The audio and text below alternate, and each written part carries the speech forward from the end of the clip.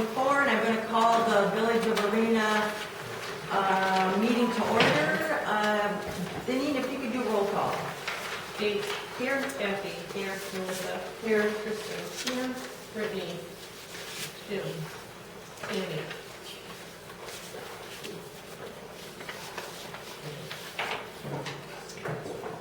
All right, the next item on our agenda is Pledge of Allegiance. Pledge allegiance to the flag of the United States of America and to the republic for which it stands, one nation, under God, indivisible, with liberty and justice for all. The next item on our agenda is to approve the February 6th, 2024 agenda. If I could get a motion, please. I make a motion to approve.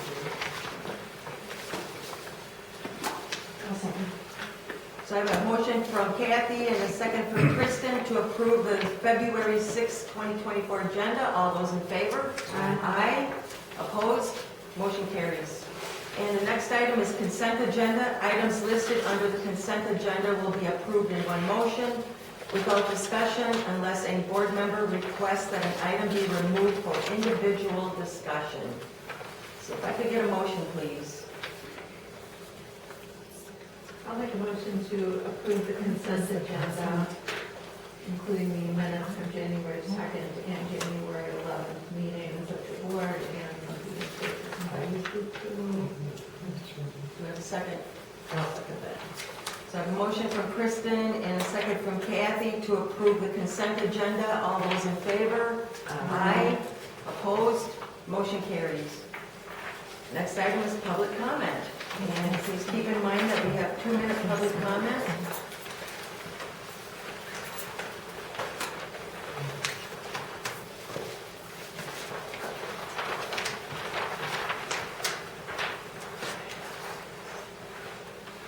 Thank you, Melissa. So the first person on the list is Becca Raven. If you could step up, Becca. Thank you. Good evening. First off, residents of the Arena Manor have asked that I request that the meeting notices be posted on their community board. They would appreciate it. They have a lot of people that come through for lunches, and the residents there don't necessarily all get newspapers or the internet to be able to access the minutes or the agendas.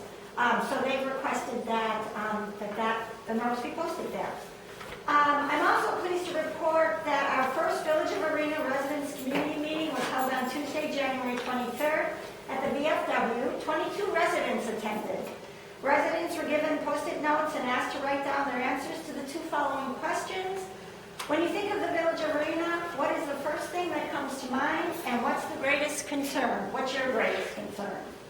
Here's an overview of what was written down. Our village is viewed as a small bedroom community in a beautiful setting. However, it's perceived as lacking progress in attracting new residents and businesses. There is appreciation for our rural living, the Wisconsin River, neighborliness, and history, but issues related to increased taxes and less services with notes of dysfunction and lack of transparency in governance is disconcerting. The data we collected reflects a community that values its small town feel and natural setting, but is concerned about economic stagnation, governance, and the lack of community services and amenities. There's a strong desire for more business development, transparency in government, and preservation of the community's character while embracing necessary changes for growth and sustainability. For the record, a few seconds left, 15 seconds. So I would please. like an extension to just finish my short 2 paragraphs. Okay. For the record, I must say it was disappointing that I only received 1 response on February 2nd to the community meeting invitation email I sent to each of your Village of Arena email addresses. I was not the only resident who noticed none of you attended. Please know I speak for the residents who attended our first community meeting. You, the Village of Arena Board Trustees, are invited to attend our next Village of Arena Residents Community Meeting on Tuesday, February 27th at 6 o'clock to 7:30 at the Ewing Olson VFW Post 9336. Thank you. And Lauren, you're on the speakers list, but you're on our agenda, so if you want to wait until, I would love to wait. okay, alrighty. And the next person is it Igmar? Ingmar, yes. I just came to introduce myself. Was appointed as the supervisor for Ward 2, which is south of the highway. And I've never been to one of these meetings before. I live in the town and been going to plan commission meetings there for 12, 13 plus years, but I just wanted to see what was happening at the meeting, so I thought I'd introduce myself. You're in the Thank county you. board? County board, yes. And the last person on the list is Paul Christina. Okay, yeah, my topic is meeting recording. I would like the board to consider changing a decision that was made, I believe, in 2020, not to record village board meetings. Village has equipment, video recorder, audio recorder, projector, microphones. And there is a petition that's being circulated for, I just want to make the board aware of this, there's a petition being circulated for this equipment to be brought back in use.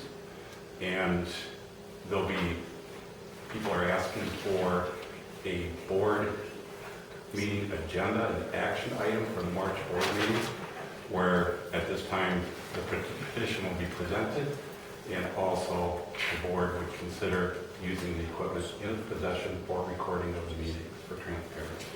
Thank you. Moving on to the next item on our agenda is speakers and Administrator Lauren Glassbrenner. So if you want to step up. Hello, everybody. Hello. I've come bearing paper when we were in school. So, the last time I was here, I talked to you guys about a survey that had gone out in our community about some ideas that had been floated from our advisory task force. If I can give you three, will you pass them to your left? Sure. And likewise with that. Good to see everybody.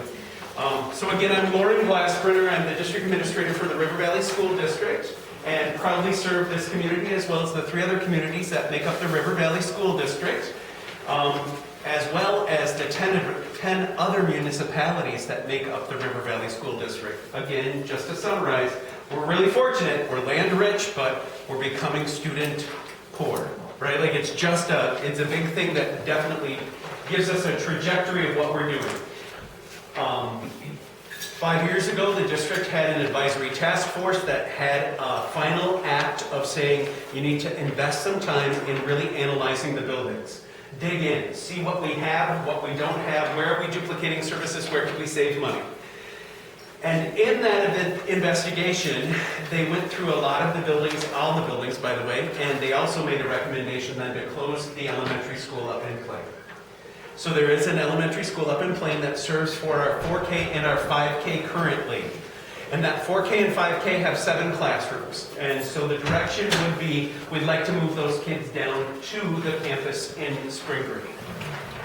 4K and 5K coming down. So that would cause a big domino effect of where to put 4K, 5K, where to put 1, 2, where to put 3, 4, 5, 6, where to put 7 through 12. And so it would cause some transitioning on that campus, but it would help us relieve some of the efforts of people that are going between Spring Green and Plain for travel, as teachers and as staff. Within that, so there's two things. We're trying to transition to a one district campus, if you will. And the other thing that we're really trying to dig into is some remodeling, because in this analysis, there are wings at the high school and the middle school that were built in the mid to late 60s and haven't been touched. We have plumbing and electrical from the late 60s and the entire junior high and middle school that was originally built for a 7, 8, 9 that hasn't been touched for a very long time. We've had to turn off the gas, for example, to the science wing because all of it leaks. And to get into the walls and to the floors to fix that, we have to dig it up. The pipes under a lot of the bathrooms don't meet code as well, right? They function, but when you dig in, you find lots of problems. And so we're looking at an investment in the community, and that's why you're going to see a referendum on a ballot April 2nd. So what I tried to hand out to everybody today is 2 documents. One of them's a frequently asked questions document that I've heard from community members, and the other one is a brochure that talks about the changes that we're proposing to take place. And again, this is a community action kind of coalition. This was a large group, which we call the ATF, the Advisory Task Force. About 75 people came together and gave us this direction. It's not Lauren Glassburner coming up with how to spend this money, right? This is really a community push. And I've tried to be as transparent in the process and invite everybody to anything on the website and anything as we've gone through the process. There will be some public meetings, and that's on the front of the brochure. But if you open up the inside of the brochure, we're really trying to give you all the information that you can see. That's a map of our campus in River Valley. And on that map, you can see the high school up at the top. The yellow and orange Do you have are... an extra one? I have this one, and I'll let you have it for sure. You betcha. And I'll look at this one. I'll try. You guys can share for a second? Yeah, we're friends. Thank you. I'll bring more next time. I'm glad you guys are getting these. This was finished, by the way, yesterday. So you're the first group that gets to see the happy brochure, right? So like we finally got this ready. So up at the top, there's the high school. You can see some green and blue. That would be a proposal. Again, that's the second referendum question. That's about a performing arts center, which there were parents and community members that feel like we need to put that in the ballot. All the other yellow, red, blue, and orange, I guess, that you see are all part of question 1. And that really is to move the wood shop over to the high school so that we continue to expand technology education in woods and engineering and carpentry. And then at the high school, in that first top kind of white blob that you see up there, everything else is bathrooms. Everything else is out of code urinals and stalls that don't meet the codes for kids in wheelchairs. They did, like the things that were built prior to ADA rules in 1992 don't match anymore. And we haven't, for some parts of our buildings, done anything to that. If you come down, you're going to see off to the left, that's the current elementary school. It looks kind of like this weird parallelogram triangle thing, right? That, again, the red is heavy remodel. A lot of that's bathroom spaces, but that's also to bring those 4K, 5K kids down to this school. And currently there's only 1 or 2 bathrooms in that whole building, and we'd like to add a lot of bathrooms because 4K, 5K kids need a lot of bathroom spaces. And then over to the right, what is currently our middle school, that's at the bottom right of your picture, that would get a lot of remodeling in the bathrooms and facilities there, and you would see a new entrance there, as well off on 14, that bubble off to the left would be gymnasium space, so that we would have enough space to teach the 5 grades that would be there. So what this would look like is the elementary school would transition to a 3K, 4K, 5K, 1. Middle school currently would turn into a 2, 3, 4, 5, 6. And the high school, one of the wings at the high school will become a 7, 8 junior high, with the rest of the high school becoming the 9 through 12. There is space at our high school. The high school was built to have a capacity of about 600 kids, and right now we're running right around 395 to 400 kids there. Graduating classes have gone down to about 100, and people tell me that are much wiser and older than me that it used to be around 175 to 200 kids in a graduating class. But the fact of the matter is that River Valley's farming community doesn't have 6 kids in every farmhouse anymore. A lot of the land has been sold to larger corporate farms, which we get, right? It's all part of the progression, but those farmhouses don't have the same number of kids. And so our district has gone down in size, but in our population studies with that, we've really found that we're going to plateau between 75 to 100 kids per graduating class. And the model that we're kind of proposing through all of this would sustain us for like the next 20-some years. It really would shut that building up and plain, so we would save money on a secretary, on a cook, on janitorial, on the electrical, on the heat, on the upkeep, maintenance of another building, which is at a whole different campus, and it would transition down to here. We could utilize some of our staff more easily because they'd all be on one spot. And then it would just transition some people around, like I said, that domino effect of getting people around. Okay, I talked a lot. I'll shut up for a second. Somebody give me a question. Yes, ma'am. So what will happen to the school in Plain? That hasn't been decided by the board, but they have talked about selling it. And we've already had, without us even talking about it, had 2 people come up to us and ask when it's going to be on the market because they're very interested in that becoming real estate. Like the school here, right, has turned into housing, that put it back on the tax rolls. That's good for all of us in that sense, and there's people that have reached out to us around that idea too. So I would guess that the board would entertain lots of ideas from the community, and then they would figure out what they would do with that best. That's a really good question. Thank you. Any other questions? Yes, ma'am? Are you sure of how many students are going to be coming from playing down to Spring Green? Tell me what that means. Meaning from St. Luke's or from the kids? From the kids, Yep, there's 7 classrooms total. and they're all coming down to They Spring would Green? all be coming down. They're not going to the Catholic school? Right now, St. Luke's, we have kids that have gone to like the K4, Yeah. but like even St. John's stopped doing 5th grade and they sent them all to us, right? Like that's transitioned recently because we were having most of the kids at 5th grade come to the middle school anyways. And at St. Luke's, I think we've only got 12 left in their whole middle school. So their 5, 6, 7, 8 has 12 kids. They're elementary. So from what I hear, and I can't, of course, promise that every kid will go exactly where I would guess that they would go, but we're gaining right around 12 to 20 kids in 5th grade. We're not gaining them in K1, 2, 3, 4.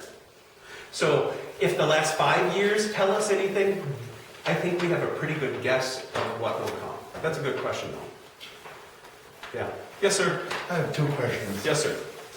I believe you are the one that made the statement in the paper about how you're trying not to tax people out of their houses. Correct. You are. I mean, let's be real, you are. As far as the upgrades go and remodeling, most of that I agree with. Okay. The proposed, the purple one, the Performing arts center. Yes, sir. We're not Sun Prairie, we're not Mount Vernon. We have very small schools. I think at the valuation of my house, you're looking at $1,000 a year. Okay. I have no children left in school. Granted, I had children in school, Yes, so sir. I'm not going to play them that Yep. way. But $1,000 a year in property taxes for you. Everybody's bitching about the village board about their taxes. I looked at my tax bill tonight. My tax bill for the village went up $1.84. $1.84. I'm asking for $1,000. Okay, that was my first question. The second one was, as a layman in the tax district, and I don't know the numbers, but it seems like you guys are really top heavy in non-student personnel. Okay, how many principals do you have? How many administrators do you have? Granted, there's one administrator. How many sub-administrators? How many assistants? I mean, you guys seem really top heavy in personnel. I would say that River Valley, and again, I taught in different districts before I came here, River Valley is not top heavy at all. And I'm being honest with that. There are no assistant principals, there are principals. You go to any other district around us, they've got assistant principals. Do we have a curriculum and instruction director that takes care of all that academic? No, I do that. Do we have a buildings and grounds manager? Nope, I do that. So like, I'm just being honest, that is false that we are top heavy. I'd be really honest with that. We are not top heavy. And we've really tried to, as we right size with class sizes, every time a teacher leaves, we look at whether or not we should replace them or not, right? So an example would be, we just went from 4K teachers to 3 this year. And we raised their class sizes because we felt that that was the right thing to do. They have around 15 kids in a 4K classroom, but I didn't think they should have 12. So we're trying to manage that and be really careful as we right size the stuff with class size. So for personnel, we've really taken a look at it and tried to do our very best, to be honest with you. And again, not to be defensive, but I don't think we're top heavy in administrative. From my point of view, it just seems that way. Yeah. The $1,000 in increase in taxes, I can't justify that. So I will vote no on the proposed combined referendums. Okay, so the referendum is coming in 2 questions, right? And we did that really carefully. So that first question is around ADA and safety and security and improvements. So that's one question. The second question is for that Performing Arts Center. And they did that very carefully because we did have families that really wanted us to get this on the ballot. And again, there were lots of parents pushing that forward. But again, you're going to see on your ballot, this is a question and this is a question so that people can make that decision within their own rights, right? Like I didn't want to shove everything together because I think there will be people, or at least people have told me, that they're more willing to consider A, but they're not willing to consider A and B, right? Like, so we really did try to make sure that we separated the two. Well, On purpose. it gets back to your taxing people. out. Absolutely. Yep. I mean, Yes, yes, A sir. lot of people on set incomes. I hear you. Yes, Mayor. I agree, and I really, I would support this totally, 100%, because I think our schools are very, very important and to have this. But our village board has taxed the arena people to death. It's a lie when they said our taxes are, and their irresponsible spending doesn't allow us to make these good choices for our children. And that makes me really angry because this is worth spending my tax dollars on. But how they waste our money, not. So that's I $1 appreciate million your honesty. for this stuff that's not even done yet. And they don't even take the time to think about it and ask people, or there's no transparency, there's nothing. So I would gladly vote for this. Gladly, I would put my tax dollars on this, not for what they're proposing. I guess I appreciate you giving me the background knowledge of what other voters in the area. That's what you're gonna be faced with No, here. I hear you, I hear you. Yeah. I appreciate that and I respect the honesty. That's what you'll, You I'm know. sorry, but I No, still no. probably vote for this, because this is what I want. Okay, thank you for that. From trustees, anybody on the call? Any? I want to talk a little bit about the auditorium. Yes, ma'am. Is it along the lines of what Richland Center has? Is it? It's not as big. Like, it's really not to be as, like, I believe that Richland Centers is a lot, right? It's big and it's kind of spacious, so the sound in there is not as great as I believe it could be. So it's smaller than that. Because it says it seats 550. That's an estimate that the architects have, but I think the one in Richland Center sits like somewhere between 6 and 750. I can't remember exactly. Okay. So it's not as big as that one. It's not as big as Dodgeville's. It's more compared to the size of a smaller one. But again, all of this is based on ideas that architects are looking at and the ideas of what we truly believe we were given to get it to this point. I guess I'm trying to be. And would we open that, if we were to do this Performing Arts Center, would we open that up for rent to the community? Absolutely. Because we have a lot of young people in our community that participate in dance and other arts. Absolutely. So it would be open for rent and Absolutely. use? Absolutely. Absolutely. And there are, I know it's Spring Green, which is not arena, but there are two different acting companies that house themselves currently in the Guard. And the Guard's really hard to utilize. Their backstage as well as their basement is no longer what it used to be honest with you. So we've already been approached by the dance company as well as the two other theaters that have said they'd really like to have some space closer than Richland Center or so. So you're right, yeah. So the taxpayers are funding this for 2 theater programs, and, because how much is the actual high school going to use this for? I would say it would be used daily because there would be classes that could be in there. It would be directly connected to the band and choir room, so it could be, while they practice, they could be utilizing that stage. I can't guarantee everybody's going to sit in every seat every day, but it would definitely be used on a daily basis, not probably for performance, but it would be used for instruction a lot of the time. Lauren, Yes, yes, ma'am. do you have a schedule of annual plays done? Middle school, and then there's one done at the elementary. So I guess I would say somewhere between 7 and 10 choral. You can mimic that with band, right? So that would be the same in band. There's forensics, and then there's a play, sometimes a smaller play, but then there's the large musical that's done in the fall. In the fall? Yeah, so it And would all of those Would be- utilizing the they performance? would. Yep. And I know it's a lot. Again, I tell you this with the idea that there's a lot of parents that, if you've got an arts kid and they're in that kind of growing up stages, they're being vocal and asking for a space for their kids. They're saying, if my kid's on the basketball team, they've got a choice of 4 different places to have a home advantage. My kid in the play has 0 spaces for home advantage, right? Like, so they're considering it for their children just like we would have for ours, right? So I guess I just share that idea too. So these referendums, more questions. Yes, ma'am? How many year notes? So I see an annual amount for the referendum questions. How many years are we paying for this over? It would be a 20-year note. 20-year notes, okay. Yep.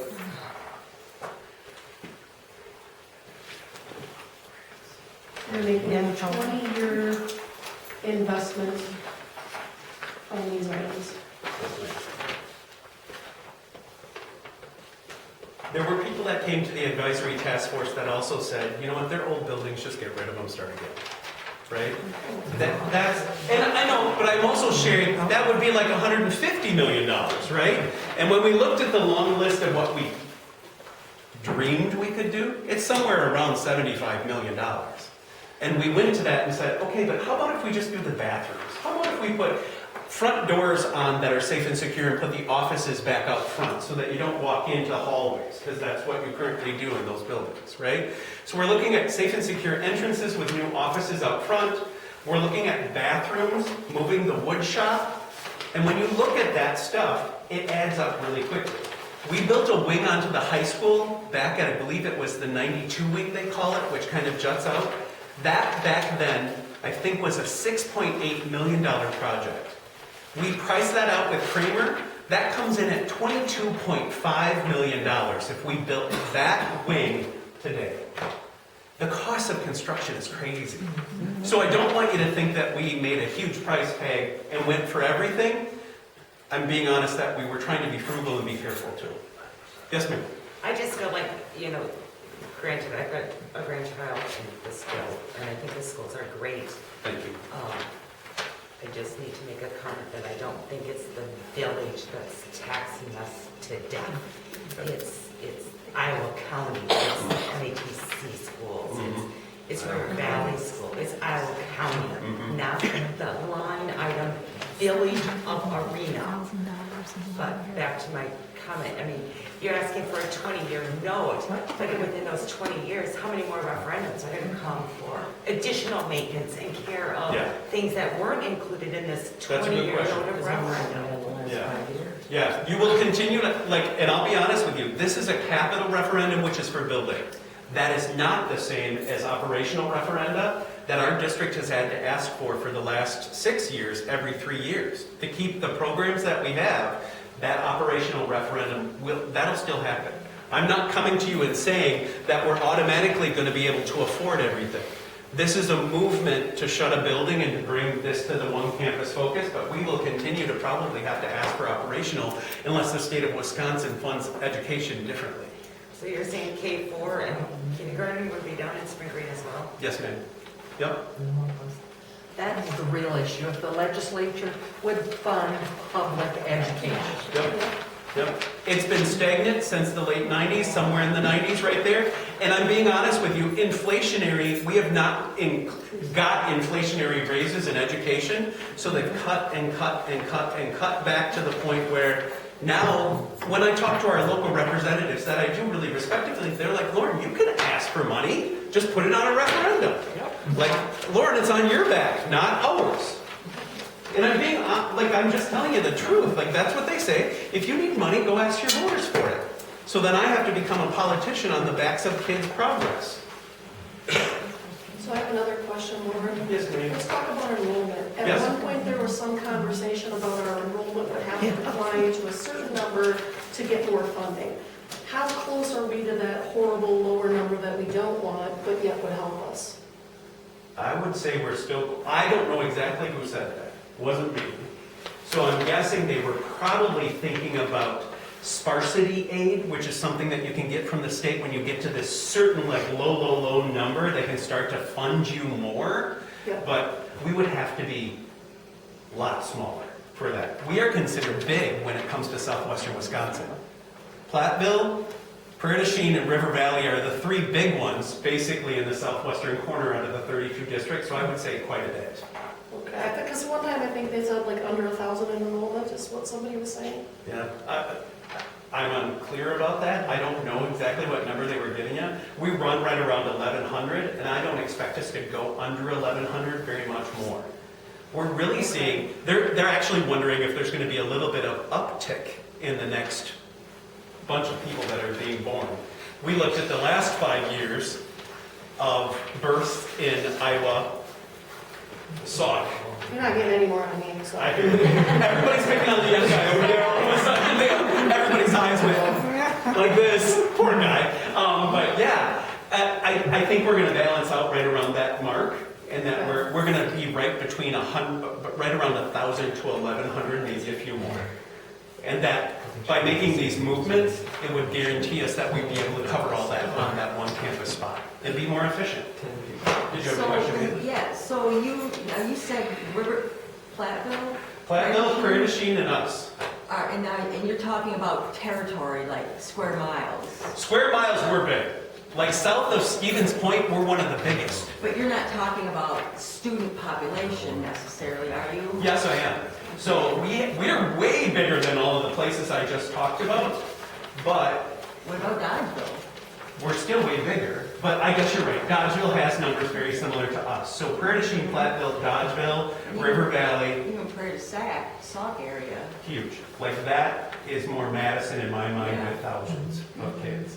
For the southwestern corner, out of the 32 that are considered CISA 3, which is basically us all the way over to the end, which is Lancaster and getting ready for Dubuque down there by that and all that, we are one of the top 5, top 3. When you look at our size per acreage, we are like the biggest below Stevens Point. Again, it was 4 districts. You guys, right? You were a district. We were 4 that came together. So that creates this huge land mass. So they think we've got all sorts of money.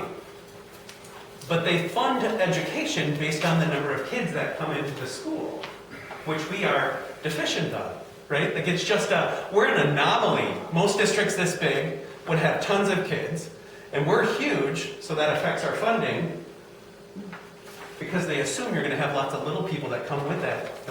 And just farming has changed the way that the land is being used.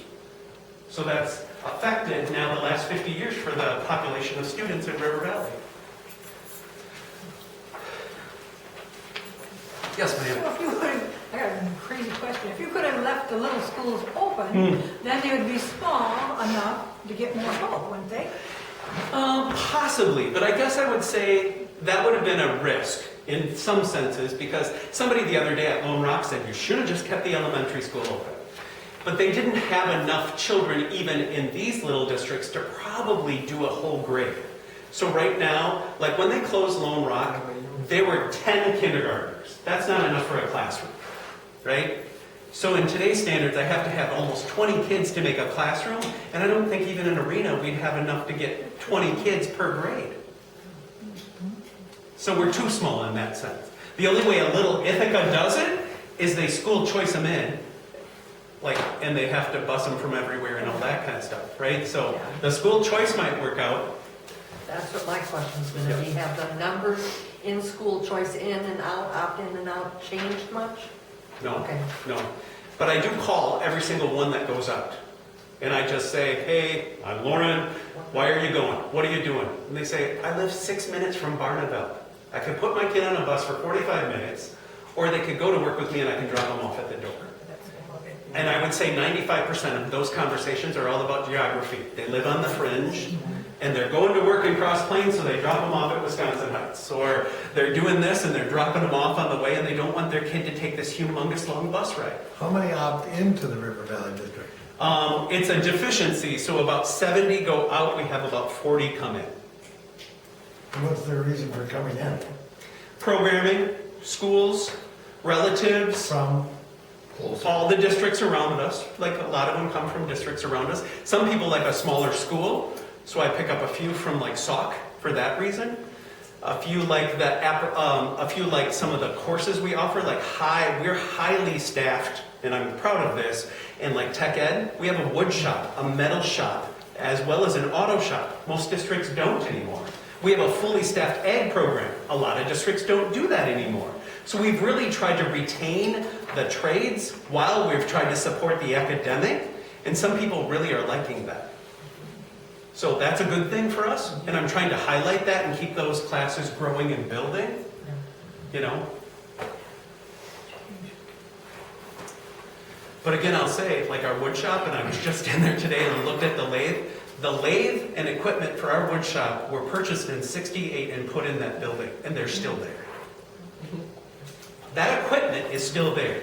The welding, like curtains and stuff, are original to the high school from '64. Now, we've of course replaced the curtains and things and tried to update it, but the electrical that goes into that room is original, right? Like, when I go across the hall and they're like, oh, Mr. Glassbrenner, the urinals are full again, then we get out a plunger and work on the urinals because the pipes underneath all of it is the old part. It's the infrastructure underneath some of the stuff that we just have to play with. And I'm not trying to fib to you. The stuff underneath that you can't see is the expensive stuff. It's not real sexy to fix all of that, but it's at the state that we're at for some of for the next building. I had to turn off a staff bathroom in the elementary school because the valves are up in the ceiling, and they said, if I fix this valve, all the water to this building might burst. So I got to do that on a weekend in case everything blows because I can't get rid of the 400 little people at that moment. So we just shut off that bathroom for a little bit and we'll work on it on the weekend. I love those buildings, but there's some stuff in them that's old. And we just are at that point where I have to come to you and start to ask for what's best for the longevity of our district is to invest at some point in time. And we've really tried to be careful to think about what we're going to invest into. So how does a school update and maintain going forward then? In the current structures that we have, if you're not a wealthy district, you don't fix up. You don't maintain. You just keep up with the operations and try to watch things and try to keep going. Somebody the other day said, why don't you save enough money to do all of this stuff? Well, in the last 12 years, we haven't gotten enough money, so how am I going to save that money, right? And that's my, there's just no money to save for me to put aside $1 million each year. So that after 20 years, I've got that saved so I can go and do that. And there's none left at the end of the day. Again, we're a proud district. We have a great reputation, but the architecture and the buildings around us are starting to limit what I can offer. When I have to look at science teachers and say, no, I'm sorry, you can't use natural gas. I'm sorry, the plumbing to your sinks doesn't work. Try to show a video. That it's just not the same as when a kid can do the real thing. So I don't want the physical structure to limit the quality of the education for River Valley. So does this referendum include making those upgrades needed in science rooms? 9 and 10, right there. Yep. And I will say, we value the arts out here, and I came from a district in northern Wisconsin that had an amazing arts program. It's dead. I for one believe the arts are very important. Strong music, strong choir, all of the above. Yep. It's part of a well-rounded education. So I want to see those things stay in addition to regular academics. Yep. There are kids that won't go to school and will not survive high school without some of these programs. We have to have them. My kid, I believe my sons went to school for band. Like, they were band kids. I know there are kids that come to school because Carla Carmody's got them in 2 welding classes. Otherwise, they wouldn't show up. Those are the things, but they cost money to keep going and updating and keep, so you're right. Like, I hate to say it, but not a lot of kids come to high school to go to math. Right? Like, it's just not, well, there are, not a lot, right? But like, that's that magical balance that we're always trying to provide, what engages kids, but what also, and like, I guess I venture to look around this room too. There's a plug-in, there's a plug-in, there's a plug-in, there's a plug-in, there's a plug-in. I just went into a 5th grade classroom the other day. There's 1 plug-in in that classroom. They're actually called outlets. Yeah. Education. You can come in and count my outlets anytime, right? And like a classroom that has 24 kids in it that each carry a computer with a teacher, and there's an outlet, right? Like so we have things plugged in to that outlet to expand it, but every fire code guy that comes by, he's like, you can't plug into a plug into a plug-in, right? So, It's a hazard. It's where we're at, I guess, and I'm just being honest about it. It's my job to do that analysis like they asked me to. I've done that analysis.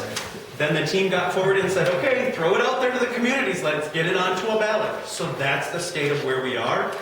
I am willing to keep talking about this, but I don't want to take more time than this. People, your meeting's got to continue too. But I do have one more question. Yes, ma'am. So assuming that both of these referenda pass, Yes, ma'am. when would the work actually start? Good. So it would take probably 9 months or so for them to design, to buy in, to get all the materials and all that ready. So it would, if it passed in April, whatever passes in April, then it would take that whole summer as well as the next school year to plan that out. It would be the summer of '25, where we would try to get out early and give them that summer of '25, and the company that's been chosen, which is Kramer, right? Surprise, right? You know, they feel that within those 3 months they can accomplish every task that's on this map currently in that one summer. Why Even do the addition automatically of choose the, Kramer? even the number 5, the Yep. 500, even that. They believe they can do all of that in a summer. Okay. Why do automatically just say Kramer? I didn't automatically say it. The board went through a process to look at where we would get the best prices. The best boosters? Yep. They looked at, The best boosters? no, not Because necessarily. there's a lot of companies like Kramer's out there that do the exact same. That's thing. absolutely correct. And the board looked at all the process, and we went out and looked at other districts that had spent $20 million in the last year right around this area and looked at what prices they were given. Kramer gave us a price, and their price came in under what other districts were getting from Myron, as well as other builders that were around the area. I think by having their central corp, their corporation or LLC right up in Plain, it allows them to keep the price closer and they want this business. It's their district, right? So they've given us a really good price. Because it just seems that there's a lot of no bidding stuff. And nothing against Kramer. don't get me Absolutely. wrong. Yep. I just like to see everybody get the best Absolutely. bang for their buck. Yep. You know, I have to bid my work. Understood. I get beat out with like pennies and Yeah. So any more questions? Yeah. You're always going around checking out all the schools, right? Yes, ma'am. You ever check out Bosco School? Yes, I was just there. Okay. They've just done a building referendum, right? They're just putting on $22 million into the Voscoville School District right now. They're, in my opinion, maybe this is fair or not, but this is where my family lives, so I'll give you this. They're spending too much money on a gym.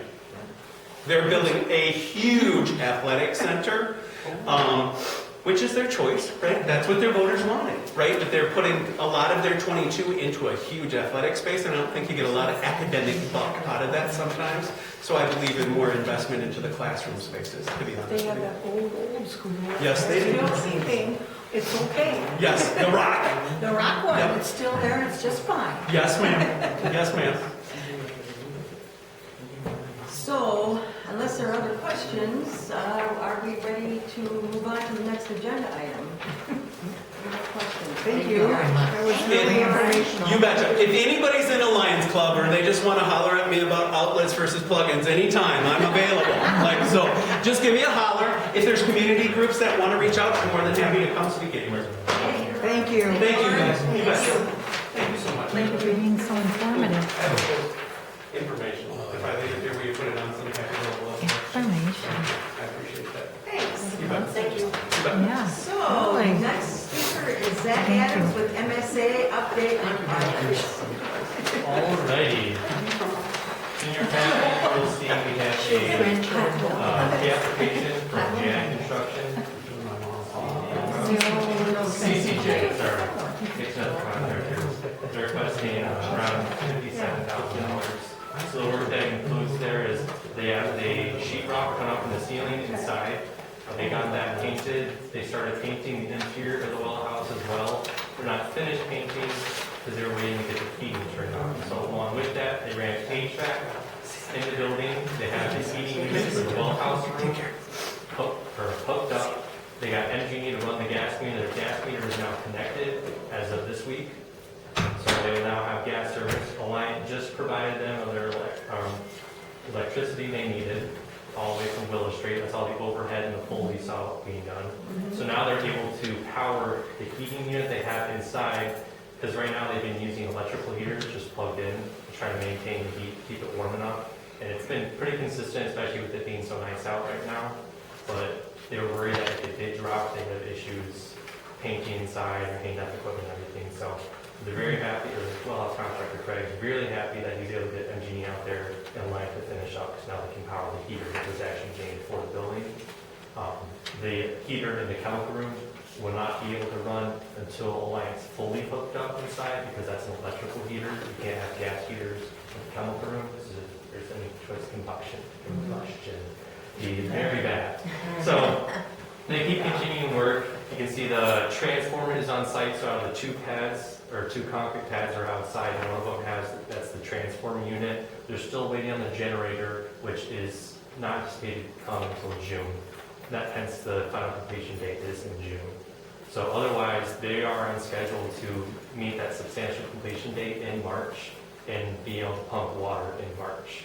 Obviously, they will not actually pump water until the generator is there as a safety feature. If it ever shut down, with that generator be there and turn it on.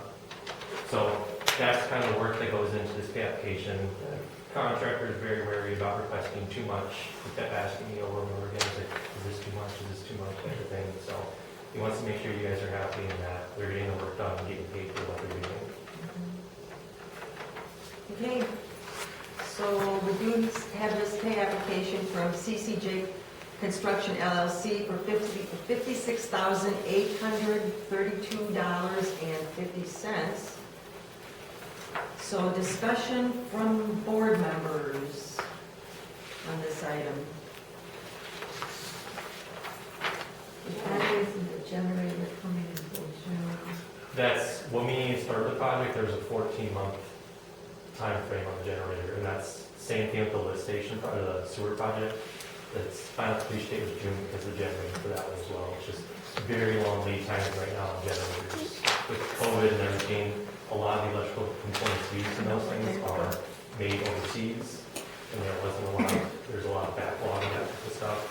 COVID, so they're still trying to recoup from that. And do we believe we will receive it? They are pretty confident. They stated that they are still seeing June as the date that it is going to come. We have talked about if it is going to be later, we need to know ahead of time if we're going to need to do a change order. So that was the original discussion with the March date, was they were worried about some electrical components like the transformer being there, because they want to knock in some of the components, electrical inside. But it sounds like transformer is already there, and the other components needed are getting tied. It's just the generators, the bigger one, final completion. So is it just the generator for the well house, or? Both generators will be coming at the same time. Okay, And they're the exact same generator, just to make it work for both phone and it makes it a lot easier for Rich. And any service that to come and it can work, it's the same thing all the time. Any other questions? Thank you. Are we prepared to make a motion on this item? Yes. I'll make a motion to pay CCJ Construction round number 2 payout rate in the amount of $56,832.50. I'll second it. So I have a motion from Kathy, or from Melissa, and a second from Kathy to approve the CCJ Construction application number 8, $56,832.50. All those in favor? Aye. Aye. Opposed? Motion carries. And moving on to the next item is MSA agreement, Halverson Water and Sewer Extension. Okay, also we have for you is a professional services agreement for the Halverson development work. As we talked about at the last special meeting, there was an estimate of $1,000 that was approved by the board. That was for funds to pay for MSA services and reviewing over plans, coordination with Halverson and potential, if they went through the project, do field observation for that as well. John Halverson is no longer pursuing the water and sewer. They had in coordination with Janine and Halverson, they were getting down to a time frame, and one of the brothers didn't want to have to worry about it. Apparently, one of the original deals with Halverson was not to provide water and sewer, let them figure it out. So that's what they're calling back option now. So we did go through 4 iterations of plans with John Hobson. So MSA has put time into reviewing the plans and coordinating with John Hobson. So this agreement is basically just to use that as for money that will pay MSA for what we've done for now. It's a time expense. We're not going to exceed that 10,000, only pay for what we've done so far. And if John Hobson does decide to develop it somehow, and that's where we can jump in and use this as a way to pay for it. Otherwise, we'll just have it sit for now, and if there is no chance that John Hobson is going to use or proceed with the utility stuff, we'll go with the project. But you don't think you're going to exceed this escrow amount No. for the work current? For the work, no, the work current, no. Yeah. Any discussion? So there's a potential retailer that may be coming in for this space? John said that so their other representation is that apparently Dollar General was talking to someone else in the arena area, doing it at a different site. So that's why they kind of didn't want to put it there, and the chance that Dollar General doesn't go there. They were trying to talk about the other lots outside of Lot 2, and weren't getting any dealers for those either. And John presented that he already wasn't going to make money on Lot 2. He's going to come out barely making a profit and everything. And some of the requests that we had to make to John, there's some issues about how far he's willing to extend it. We have some water services that currently run under 14, and with the water leak that we just found, we had to dig at 14. We wanted them to abandon them, and he wasn't willing to, which isn't right. He's only doing what he needs to do, and he don't do anything extra. So helping run up all those things, kind of keep it on about his putting on whoever develops it to get the utilities off the site. Okay. And is that custom in the industry to have other purchases or? Not that I would say yes, because he's paying for all that utility work, not knowing who's all going to develop. He only knew really Dollar General for sure was going to develop there. Okay. It is on the developer, whoever owns it, to provide that service. According to the ordinances, they have to have that water and sewer for any buildings. And he's providing for all 3 of them. Or, 3 lots, and maybe lot 3, whatever, they'll there to do it themselves anyway. So he already had 1 lot that he made it. That's where they had that shared access driveway going out to Ryman Road. He didn't have service for that lot, so they would have to come to Ryman Road. It was on that developer there to provide service. He was able to get all 3 in that 1 run, so he thought, why not? And they already paid to have that crossing across Village Edge Road over to the corner of the Hollow. So he already did some investment in utility work, so that's why he was looking at doing that and trying to get it done. But obviously, this is just stuff I've heard from him. I don't know. Okay. I've never talked to his daughters over there, so I can sort of have it. Yeah, this agreement is just paying for what MSA has done now, and if there is, Are we prepared to make a motion on this item?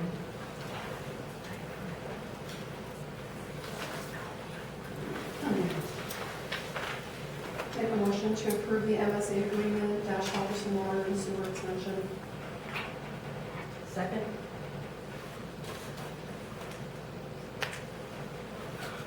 I will second it. A motion from Melissa, second from Kathy, to approve the MSA agreement, helps in water and sewer extension for the escrow amount of $10,000. All those in favor? Aye. Aye. Opposed? Motion carries. thank you for your time. Thank you, Zach. Next speaker is Katie Farrell, Coffee Shop, discuss events, beer, patio rules, and curfew.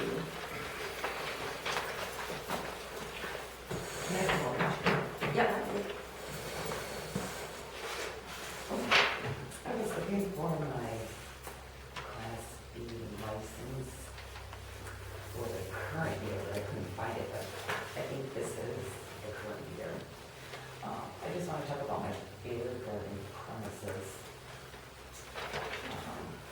For the beer garden, item number 4, no selling and serving alcohol. I know that was changed to allow me to sell and serve alcohol. What I'm asking for is, I've been scheduling However, my license goes through June, end of the year. I have to do 6 weeks ahead of time for a special event because it's more than 40 people. I'm asking for consideration in the board's thoughts, consideration on having special events on my beer garden license for a period of time. Not something that I have to come to you for every single special event for permission. Now, my license goes through June 30th of 2024, but I have 2 bands scheduled in June. So I'm asking for that permission to go through the end of my licensing year, and then the start July 1st of my licensing year through a period of time that gets me through this summer with my special events. I think this special events rule that's been set up through the village is for a special event, not multiple special events at the same location. And also for the fireworks. It happens one weekend out of the entire year. It's not happening 3, 4, 5 times by the same people in a calendar year. And I'm asking because I want to do more than a special event. I want a period of time following the guidelines that were set on the previous licensing, where I can sell and serve. My license, or my noise ordinance goes till 11. So I'm asking just for consideration, for a discussion with that board to bring it next time for a vote. Because like I said, I have 2 events in July, or June, I have 2 in July. If I have an open date and someone calls me last minute and says, hey, can we come on down Saturday for a concert? I can't even say yes because I have to give 6 weeks to the board for a special event. And I don't think that that's fair for my purpose at the coffee shop.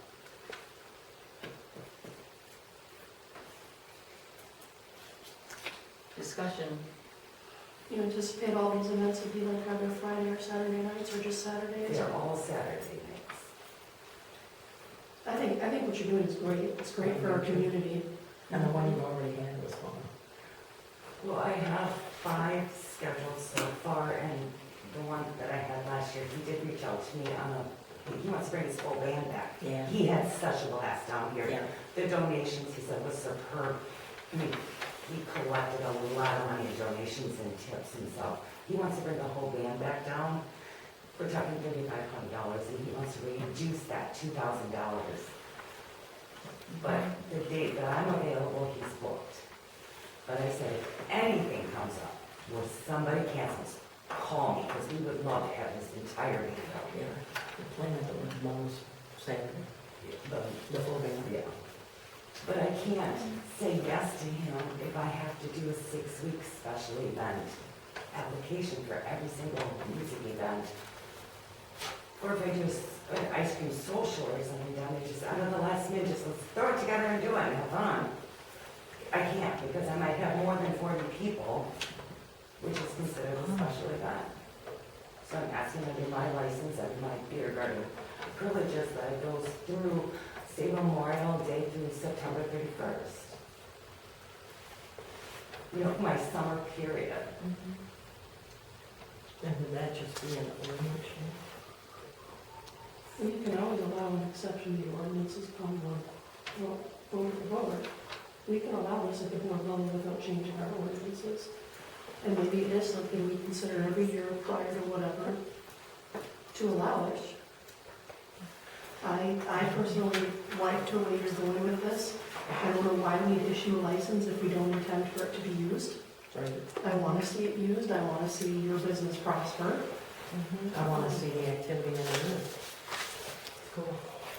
We're going to be doing quite a few fundraisers down there, and to help pay for the concert summer series, because these aren't free, they're not cheap. But, I know. and I don't want to ask for a cover because I think people are more apt to come if they don't have a cover charge. And you're just asking, hey, feel free to donate, if you like the band, you know, feel free to donate, and then on your way out. So you're thinking from end of May, The Memorial Day weekend, I would say, like we worded that, Memorial Day weekend to what? because mine has to go through September. To October 1st. Yeah, October 1st, or September 30th, because mine is anything in October. Calendar. See where all this lands, Andy. But in September, the 7th, I'm having a really big summer, I want to have a summer bash down there. And it's a 10-year anniversary in business down there, it's our wedding anniversary weekend, it's the end of summer, and we've got great band coming out from the farm. September 30th lands on a Monday, so we're safe there. And Memorial Day this year lands, is it alternating the 27th? But the weekend is prior to that, the 25th. But again, that's all pending board approval of the Class B license for the following year. Well, but your license is good all the way until, like you said, June 30th, so any events you would have Memorial Day weekend all the way up there covered. But I like the way that you're thinking. But what I'm thinking is we would probably want to do from like midday, so like May 15th, just pick a day until September 30th. Because it gives you a lot of leniency. Yeah, So is there a motion? but you can't allow me permission to do it in the next calendar year without giving me the permission to have it, or giving me the authority with the Class B. Just a little bit of license. We can do a motion from May 15th to June 30th. When do you have to, when does she have to? We need to amend the license to do it. And then we could allow the exception as part of the license. That's what we need to do, Candy. Yeah, that's why, because I wanted to discuss that with you, to make that motion next month. Okay, For radio. we can actually start now. So she can amend her application, and we can revisit this next month to do the rest of this year. And then next year, we can start her application. And are we allowed to make a motion for the ahead of time? I don't need the motion, I don't need it today. But I mean, like, when you make the motion on the other, I mean, we're talking a period of time to allow an exception to our ordinance for her business. And it has to be cause to take a license, so it's not like we're gonna pull her license. Right, but I didn't have it on the agenda. Oh, so the ability to make a motion is not on the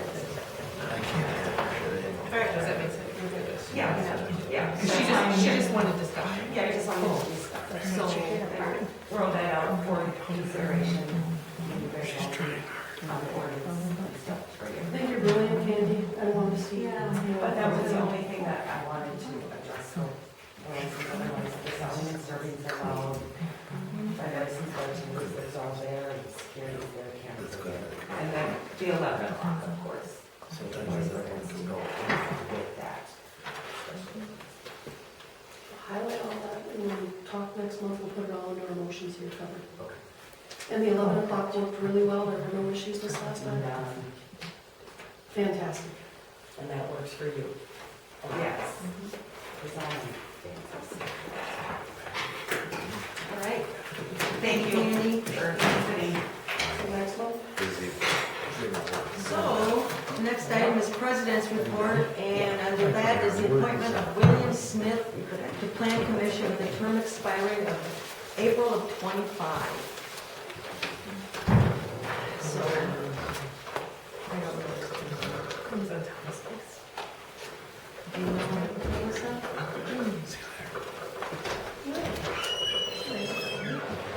It looks like house for this program. So are you gonna make a motion on that? Where does he live on the Thomas? Which house? I don't know.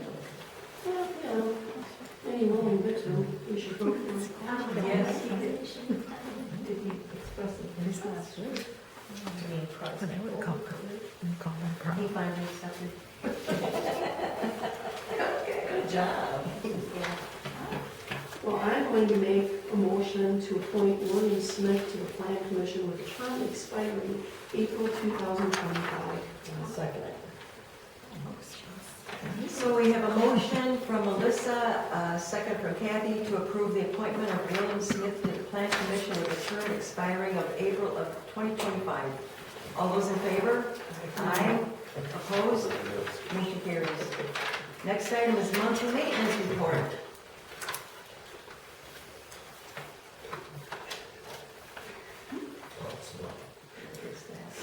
Froze. Oh, it's no. Also.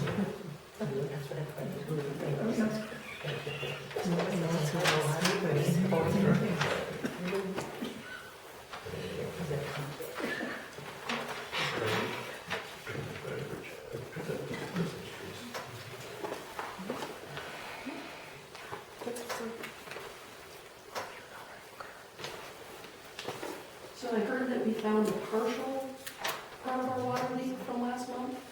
We found some of it, Found some of it, yes. and we fixed it. We got that one fixed, yes. So is that the one that was on 14? Yes, that's one of them. Yeah, Still a problem. it's only one service, but what did they estimate, like 60,000 gallons or something? They, That's a pretty good sized hole. yeah, it was, 3,600 gallons of an hour it was loose. But we think we have yet another leak. Yeah, we must have another leak coming somewhere. It's slowly, our numbers are starting to go right back to they were. So how do you find What's out? up? There was another break in that. Wait for water to shoot out of the ground. Within the last 3 years. When it's possible, there's another in that same. Well, we went up, we've been walking around up there, there's no water surfacing yet. And we think with the loose soil, the water would come up because as soon as they found it on Tuesday, we started digging. And we had to stop because it was underneath the highway. Well, as soon as we turned the water back on, it was running out, so we only turned that water on like just enough pressure so people could take a shower, basically. And the rest of the village was backfed. We had everything shut off at Willow Street, and it was only servicing those 5 houses.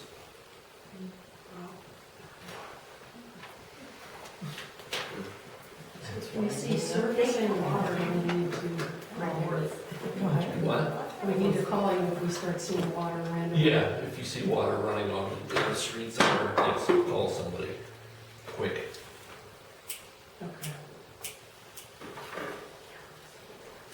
Is there any way of having like rural water come to try to? Rural water is a hit and miss, it's when they're available. But I've talked to Adam Reno down in Spring Green. He had a guy that, from Prairie, from Platteville, Dave Holmes, but he passed away a couple years ago. And I got a text today from Zach, actually, did some checking. Richland Center uses, it's called American Leak Detection, and a Ferguson Water Works out of Milwaukee. There's only like 2 or 3 in the state of Wisconsin that do this kind of stuff. And it's sort of expensive, I believe, but that's why nobody does it, because everything. So I'm gonna call Amy tomorrow from our WRWA and see what she recommends us to do. Because we're gonna have to do something, because we just accidentally found this one.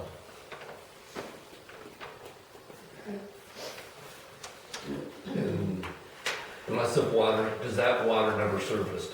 We just happened to pull the curb stop, put a wrench down on it, and then you put a wrench on it, and you put it to your ear, and you can hear it. It's just a different noise. Okay. And you go to the next one, there's nothing in it, so that one, there's no leak.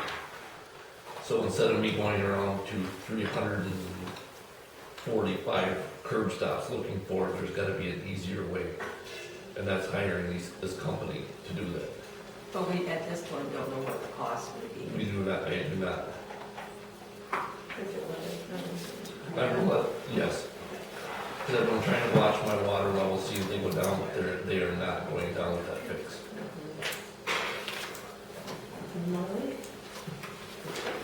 Any other questions, comments on the monthly maintenance report? I was thinking of that right for a second.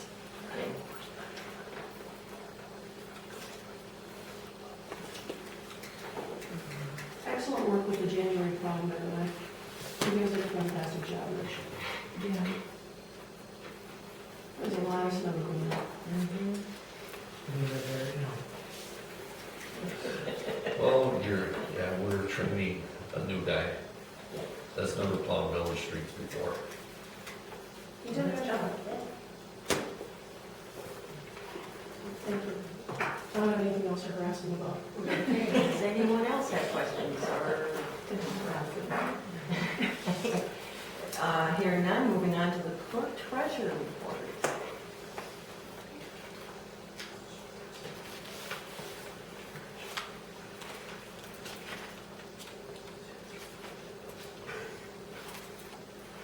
You have been busy for me.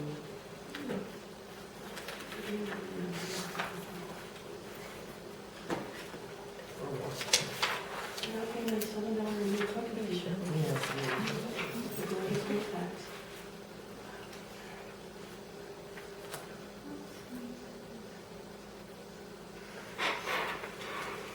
Any comments, questions?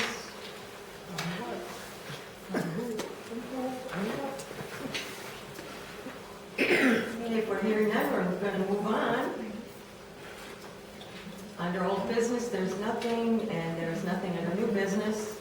Moving on to committees, first up is Public Works. We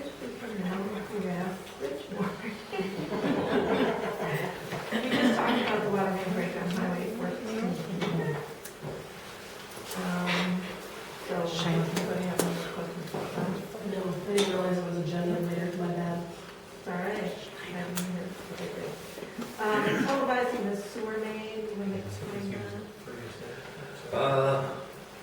When we did that sewer line sewer line installation on Washington Street, when they put the manhole in the center of that intersection of Washington and South, the existing line was put in incorrect. Well, I shouldn't say, it was not necessarily put in incorrectly, but since it's been put in, we figured that they put it in going this way toward the intersection. They realized they were too low, so they started bringing it up. When they videotaped it in 19 or 21, the camera was going in and it slowly went underwater, and then it just stopped going. They figured it was where the sediment was in there, wouldn't allow it to go through. And then when they came from the park this way, the same thing happened. When Jeremy installed the new pipe, they cut it off here where they were supposed to, and it was filled with sediment. So they cut back more, and that's when they found out that it was back pitched. It was lower, further upstream, it was lower. So they went back as far as they could in the hole and put new piping in. So we want to rescan that to see how much of a problem we still have for the future going.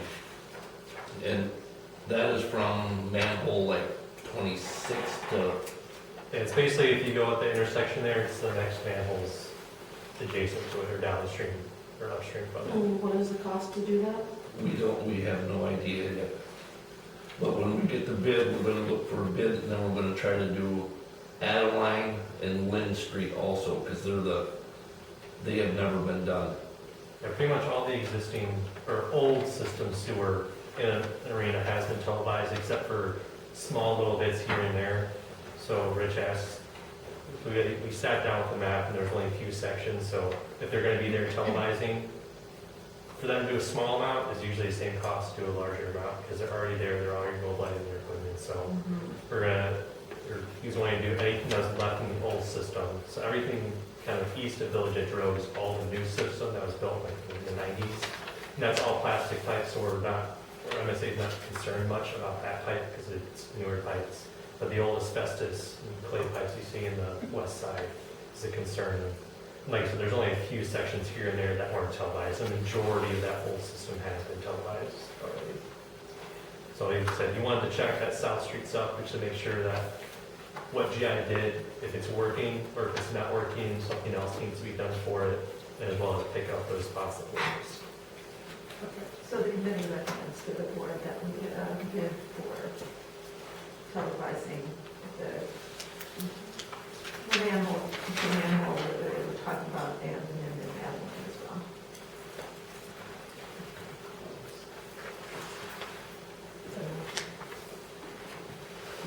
It was not, we made a motion to recommend it, I can make a recommend it to the board, or a motion to the board that we get bids for televising the sewer system from manhole to manhole, and I'm not sure what the numbers are, and Adeline on Main Street. As well as South Street.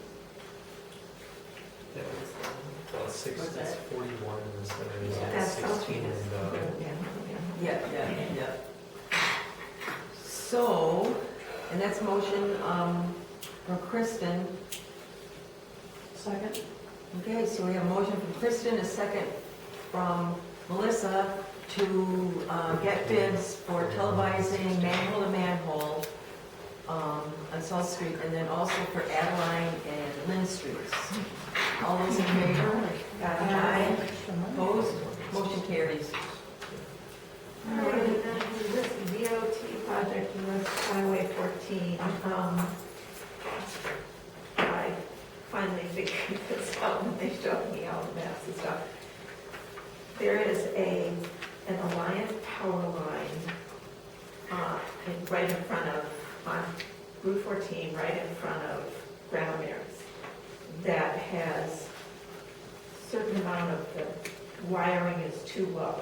It doesn't make the clearance that's required. And above that, in order to move it up the pole, there is a brace and a traffic light. I mean, a street light. You know, Transformer. They cannot move things up, so we don't have to remove the lights. And in order to get it placed elsewhere, we would suggest putting it one pole down, which is at the corner of Ryman Road in 14. This wire, It's that this cross wire there. has to go up. Is this where it's crossing the road? They are going to take it down regardless. So if we want to have them put it up, it would be easier to have them put it up when they take it down, because they won't let anybody else touch their pole. If we ask them 3 weeks later or a month later, please come and put our pole back up, or our light back up, then it will cost significantly more, as with the televising, they'll have all their equipment, they'll be doing it, we can just, so the committee recommends that we go ahead and have them remove and replace that all on the next one down where there aren't any of those wires. And I will make a motion to that effect, unless somebody wants to ask more questions about it. So it says it has to be removed at the expense of the owner? Do we need to pay for this? What is this gonna cost us? Question. And if you move it to the next pole down, that's not over an intersection. It's at the intersection of Roman Road, but it's not,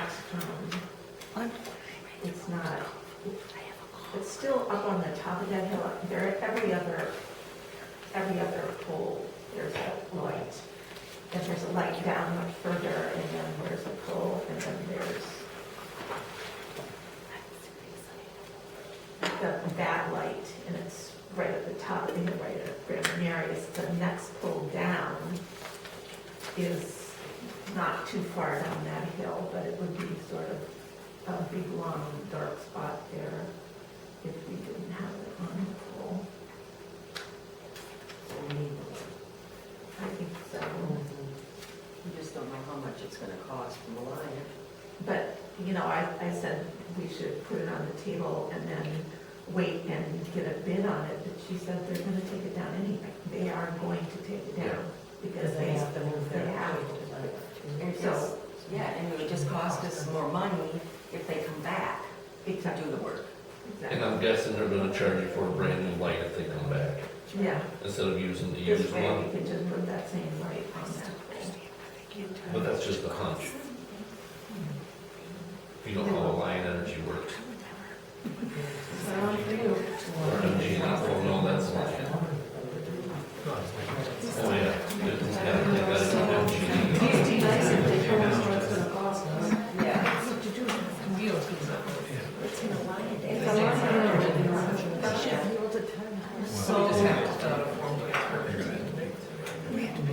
So we have a motion on the floor, so do I have a second?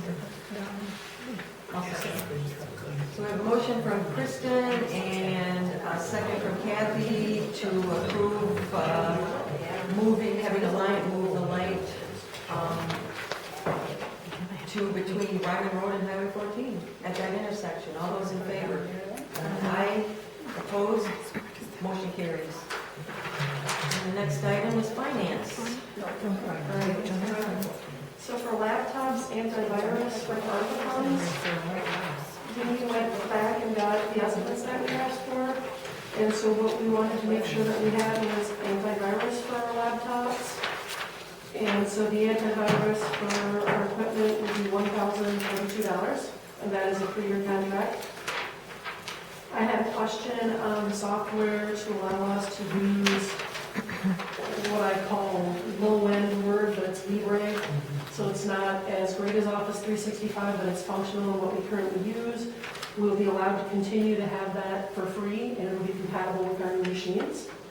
What I'm recommending to the board after reviewing options is to buy the 15.6-inch laptops. And that was a specification that I wanted for these laptops. If you don't have sufficient RAM, they just do not run right.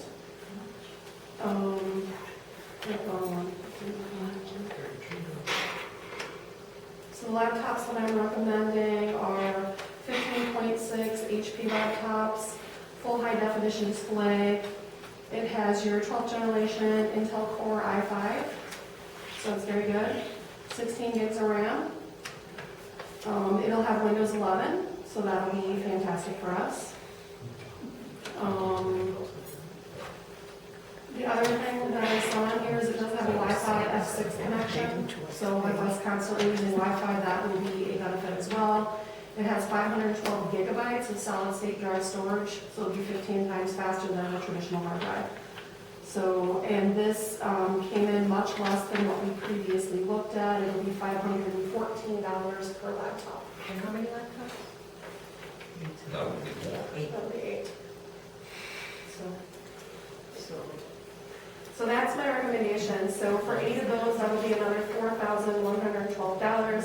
So if you add our antivirus software with our laptops, and we're tax-free because we're government entity, that'll be $5,154.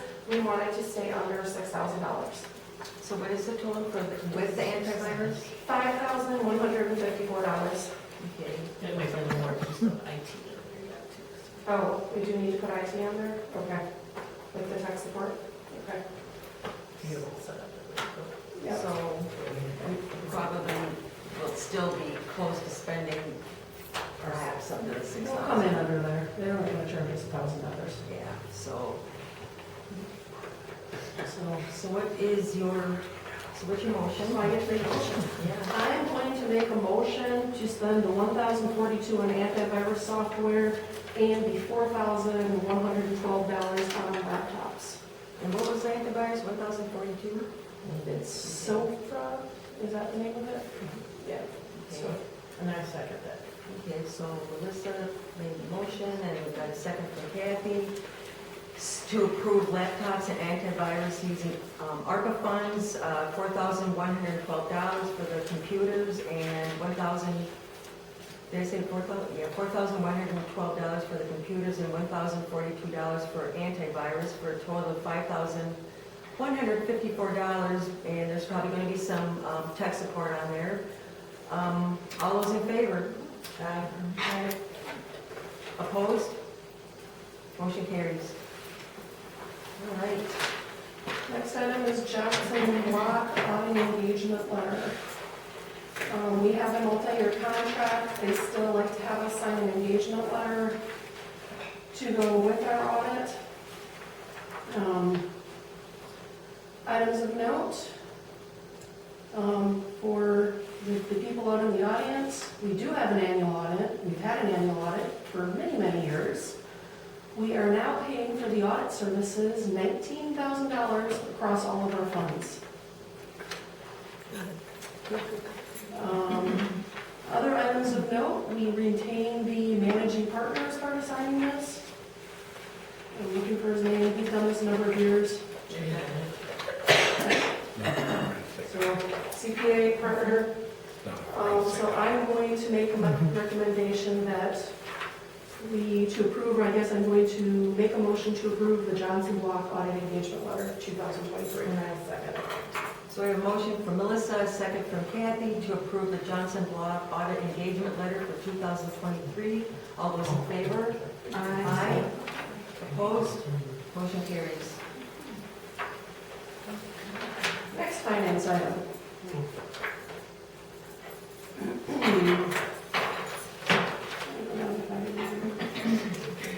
Next one is Budget Resolution 2024-01. So this is amending our 2023 budget. We had additional fees that came in, so we had $33,526 of additional revenue, the majority of which, $28,425, is related to interest. Also, we received insurance additions of $2,411. The rest is just de minimis amounts of recreation and other revenue. We also, for budget reasons last year, did not spend all of our funds that were budgeted for certain things. So board wages, $2,600, $2,800 in attorney fees, $2,000 towards clerk, $2,000 village hall, $10,690 for the police department, $4,600 engineering, $21,400 street maintenance, $2,700 snow and ice removal, $5,900 yard waste, and $5,500 for parks. What we are doing is then adding to some accounts that we were short, and so there's a few very de minimis, not going to go through them, less than $500 shortfalls. The larger ones, $2,100 in street construction, and then all the other that are, and there's only like less than 10 that are less than the 500. The other amounts that we have then in the expense that we didn't spend at all, we're going to be moving to our equipment capital outlays, capital accounts. So we're going to move $2,223 towards our building and equipment capital outlay, $10,690 towards our police outlay, $12,000 to street machinery outlay, $55,200 to streets capital outlay, and $10,265 to park outlay. The reason that those capital amounts were chosen is it represents the different budget areas where we didn't spend the monies overall. So it's kind of keeping the monies within the same buckets and putting it to capital then because we didn't spend it. Can I ask a question? Yes. Why are we finding $10,690 into police outlay when we don't have police? We have police. Because that's what was left over in their budget. Because if we still have continue with part-time, if we hired full-time, they still need vehicles and things like that for capital. We don't have anybody. Any other questions? How about the EMTs, fire department? Is the board ready to make a motion on this? That's a big question, actually, what about EMTs and fire? $29, ambulance and EMTs. Fire department.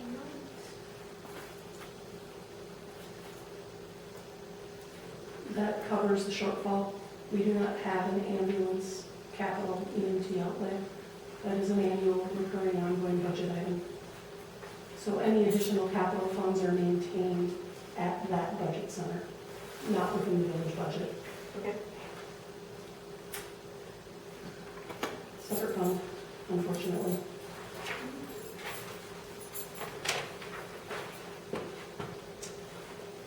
So do we have a motion on this budget resolution?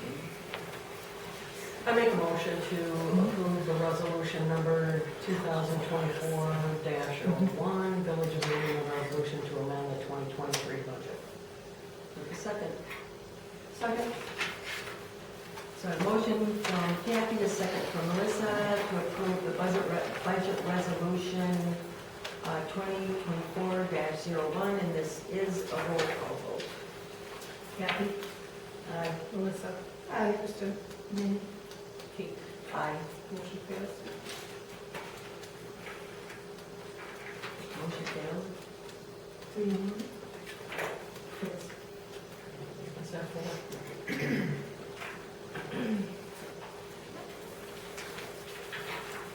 Is there something you'd like to see changed, Kristen? Yeah, this police thing just drives me crazy, and I know that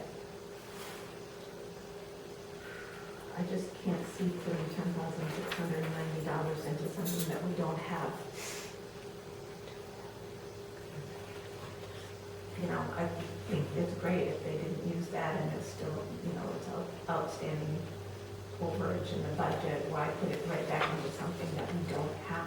We don't have a police department there. And if you look at the police report, which we're gonna get to, 2 things on the 5th, 4 things, 5 things on the 6th, 1 thing on the 20th, 1 on the 21st, and 2 on the 25th. Is that acceptable? Pardon? A total down in 20. Yeah, I mean, that's not a police department, and that's not worth $10,000. So, but, can we move that money? We can, but this is an open discussion. I think that's just, So where would you like to see it moved, Kristen?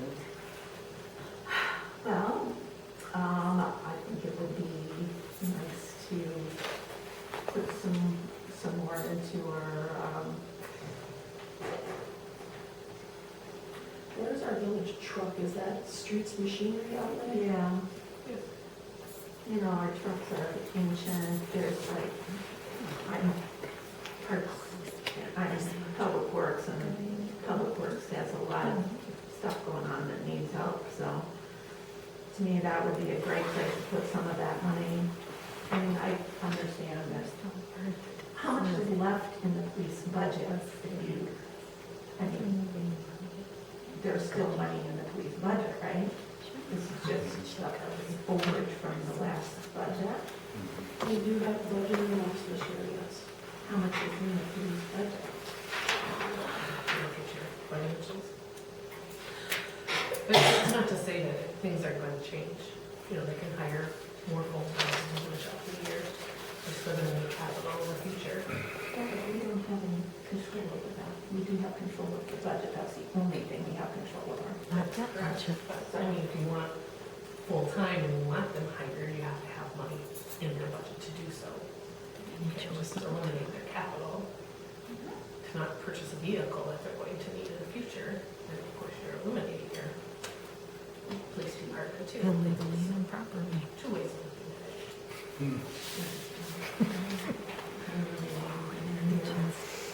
I totally get your point. We talked about it as finance, and this is just realigning the funds. This is leftover last year funds. It's not that down the road things can't move.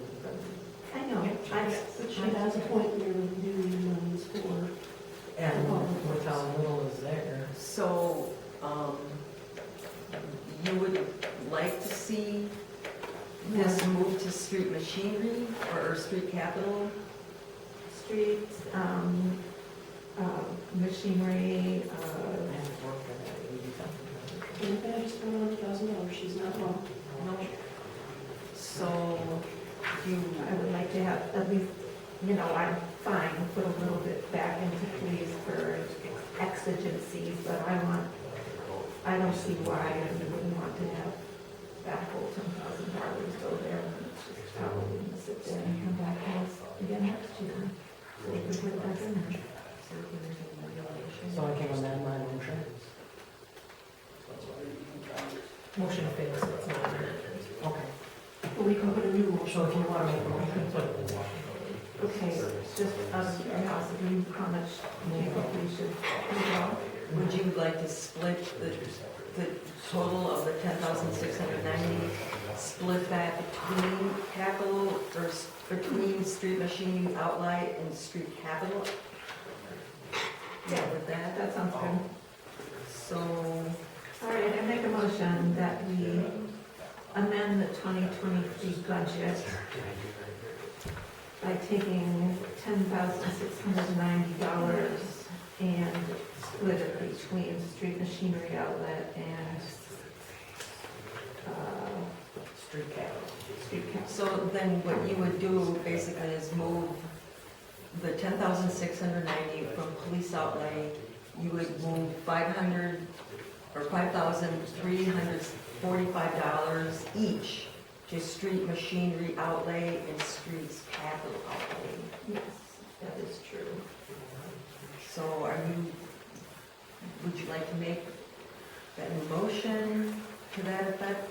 Okay, so. I just said split it even. Okay, all right, Say okay, yep, I got 5,345. that. Okay, so do we have a second on that? 1 second.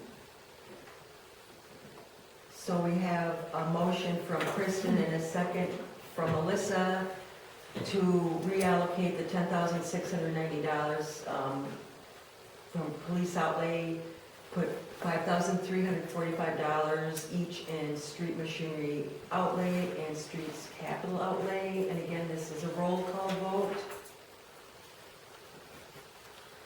Kathy? Aye. Melissa? Aye. Kristen? Aye.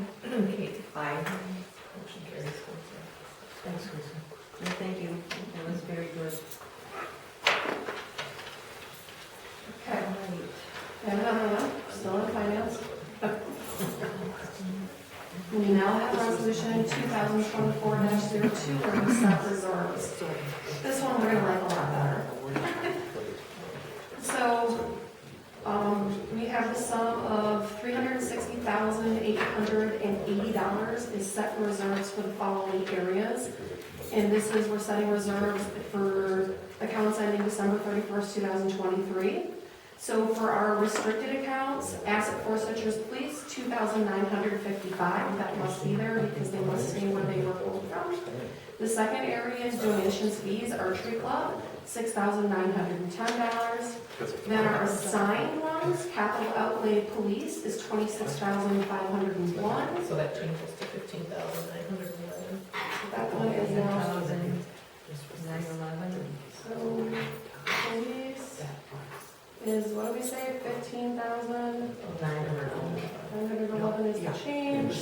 And then, now we gotta do, okay, technology, capital outlay technology, 5,200. Capital outlay park equipment, 15,950. Our capital outlay fire ambulance, 9,600. Our capital outlay for building and equipment is 14,348. And then the last two, our capital account, street machinery and streets we need to change. So, Streets. And we're adding 5345 each. So what's our number now? 32,164. So it's 32,164. and that's for street machinery.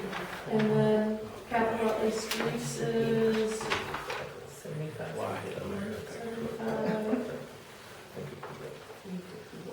351. All right. Then our unassigned balance is $182,590. Then our TIF district number 1 restricted for future TIF expenditures is currently at $958,798. Our village has a fund policy to maintain an unassigned fund balance equivalent to 20% of the total general fund expenditures. Our current balance is at 26%, so we're in good position. Any questions on this?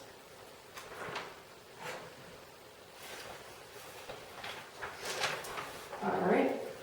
Then I'm going to make a motion to approve resolution 2024-02, setting reserves, noting the changes to what was in our board packet, being police at $15,911, street machinery at $32,164, and streets capital outlay of $75,351. I'll second it. So a motion from Melissa and a second from Kathy to approve resolution number 2024-02, set reserves, again, a roll call vote. Melissa? Aye. Kathy? Aye. Kristen? Aye. Kate? Aye. Motion carries 4-0.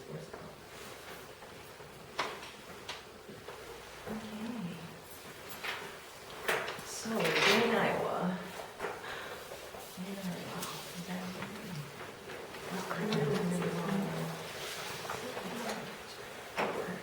You just paid bills for Dane, Iowa. Nothing extravagant.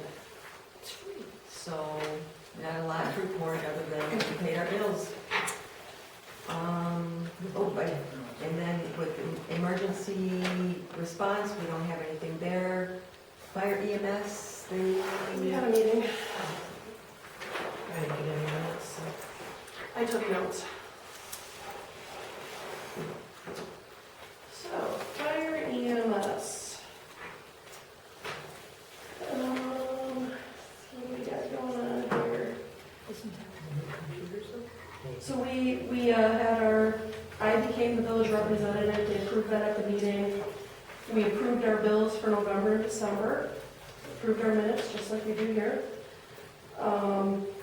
They do have questions for the village on our water usage and hydrant fees. I will send some of that to you, Deneen, and they gave you some copies of the paperwork that they're questioning it. So specifically, it has to do with these pieces of paper. I'll run you copies after this meeting. And get those questions so that I can take to the next meeting. They had unspent monies from fire and EMS that were discussed at the meeting. So EMS had $500 that they didn't spend. There's jaws that needed to be installed. And there's like a $9,000 carryover that they're going to use to cover it. And the 9,000 that carryovers from where? Which? I think it's the prior year budget is where it was from. And so I think where they're struggling is to find somebody, they're trying to contract somebody to get them installed. And so there were some suggestions provided. I think they're going to try to use Jefferson is what they were saying. And so these unspent monies for the time being, they're going to transfer to a savings account and then they'll pull them to use for the expenditure.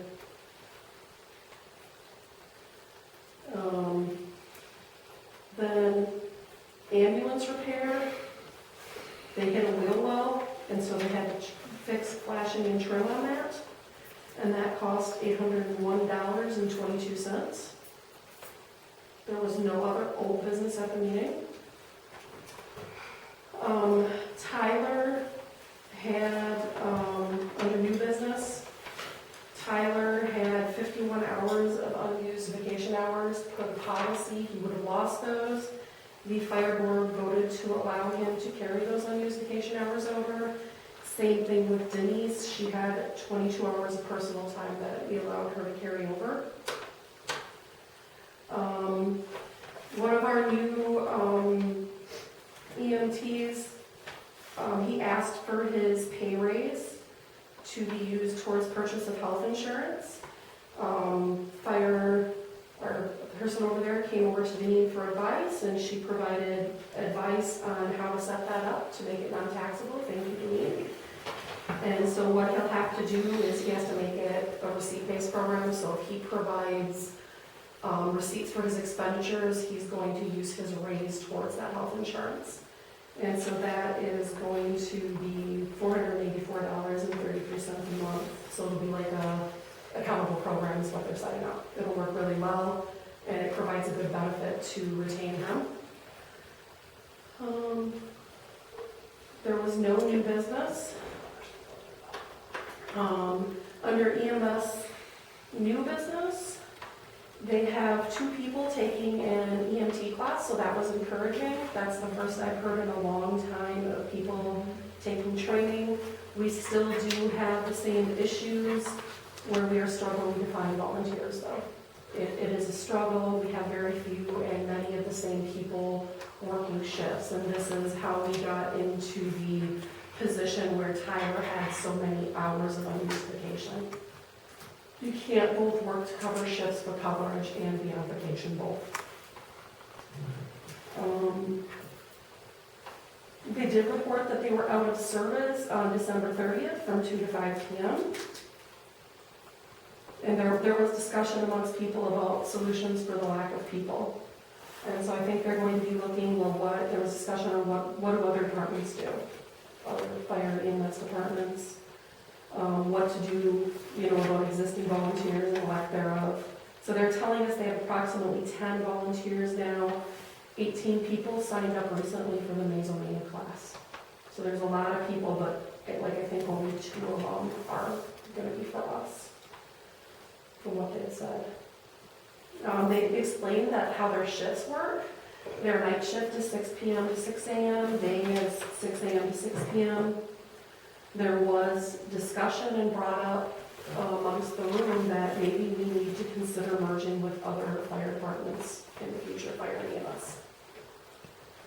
Because we're seeing a lack of volunteers among both sides. Like I do for the village board, under other new business, I asked not to be paid a fee to attend these meetings. I'm donating that back. They said that they have a chore list, and they're using it. So they have come up with a chore list for our EMTs, and they're doing those.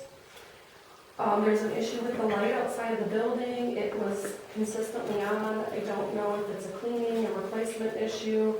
They said they were going to clean the eye of it or put a new one on because it's on all the time. It's not turning off.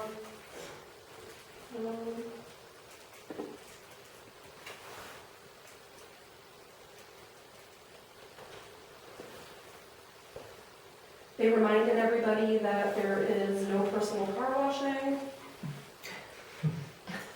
Has it been a problem again? It was a reminder, so don't bring your car over there and wash it.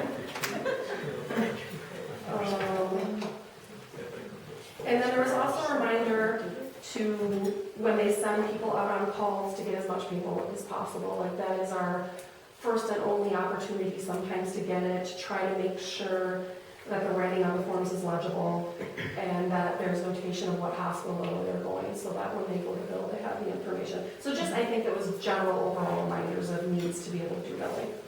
And that was all that was discussed.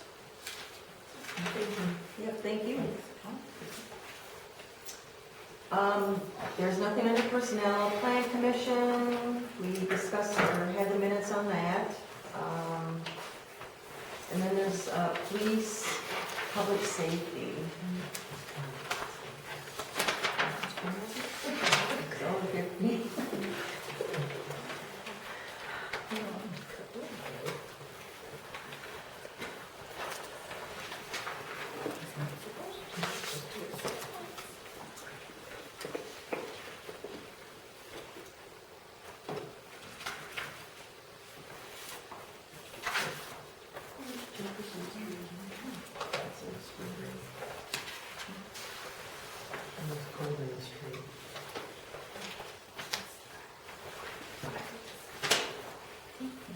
Yeah, for Jefferson Street, Iowa County, and Arena Apartments responded to that. Do you have that? Is that your down? DB? What's DBPD? Oh, gosh. can you guys speak up? We can't hear you. Oh, I'm sorry. I just was asking who DVBPD was, what police department is. Probably died, maybe the HI might be Highland? I don't know.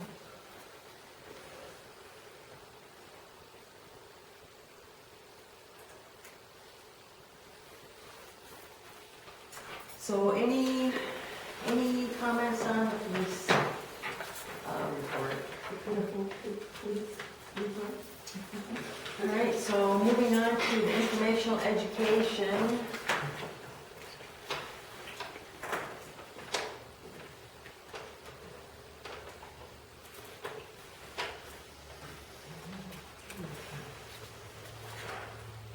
And there's an email from Amanda Gardner about in-person or virtual free training for all elected and municipal staff for basic, is that?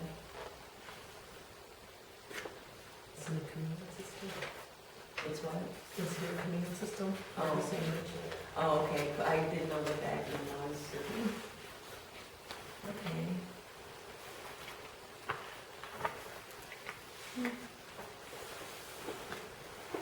It's April. Yeah. If anybody's interested in getting signed. And the other one?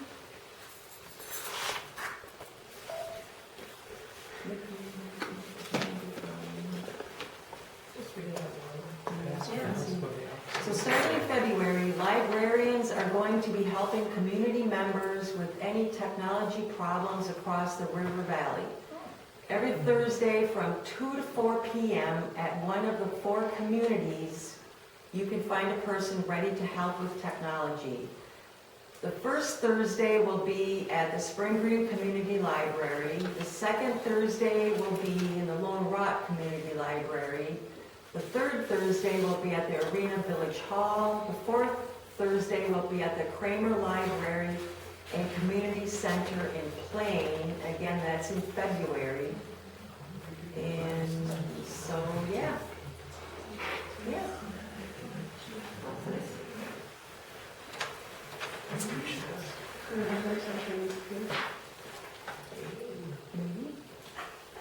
You don't think that's what that is? Do you want to put this on the website, Denise, for residents? Could you get? Okay, awesome, great. All right. So, the next item on our agenda is adjournment. Make a motion to adjourn.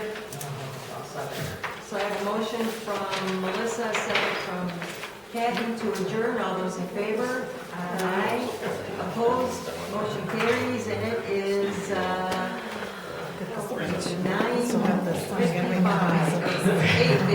I'm sorry, 8:55. The science, things here, like a radio, I guess. Yep. Thanks for doing that.